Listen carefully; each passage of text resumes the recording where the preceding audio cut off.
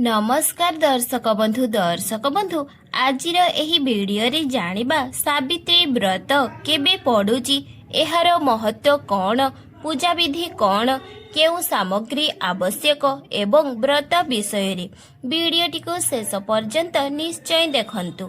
दर्शक बंधु एबे जानिबा सावित्री व्रत केबे पड़ुची। सावित्री व्रत होउची 16 मे 2026 शनिवार दिन पड़ुअछि।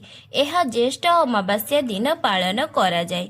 सावित्री व्रत विवाहिता नारी माने स्वामी दीर्घायु सुस्थता और परिवारर सुख शांति पई एही व्रत भक्ति भावरे पालन करिथांती।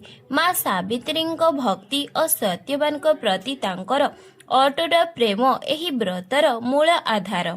सावित्री व्रत होउची विवाहिता नारी मानक पई एक पवित्र व्रत। दर्शक बंधु एबे जानिबा सावित्री व्रतर महत्व।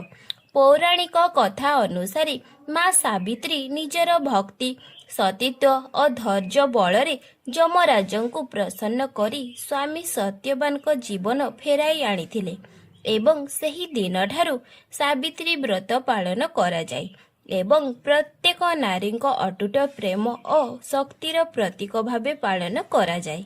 दर्शक बंधु प्रत्येक विवाहिता नारी माने सिंदूर हलदी चंदन फूल माला दीप धूप फल नड़िया मिठा पानी भरा कलश नुआ साड़ी व्रत पूजा सूता इत्यादि पूजा पई आवश्यक एवं प्रत्येक नारी निज स्वामी दीर्घायु और सुख शांति पई निष्ठार सहित पालन करिथांती।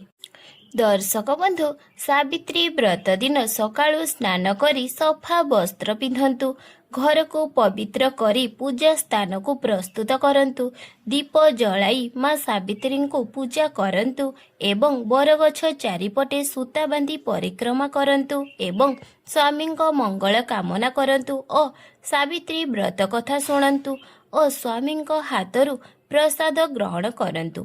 दर्शक बंधु एही दिन श्रद्धा और भक्तिर सह उपवास रखिबा उचित।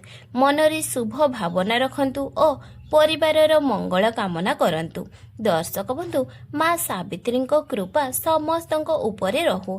तेबे दर्शक बंधु जदि वीडियोटी भल लागि थाई तेबे वीडियोटी को गोटिए लाइक एवं सब्सक्राइब निहाती करंतु।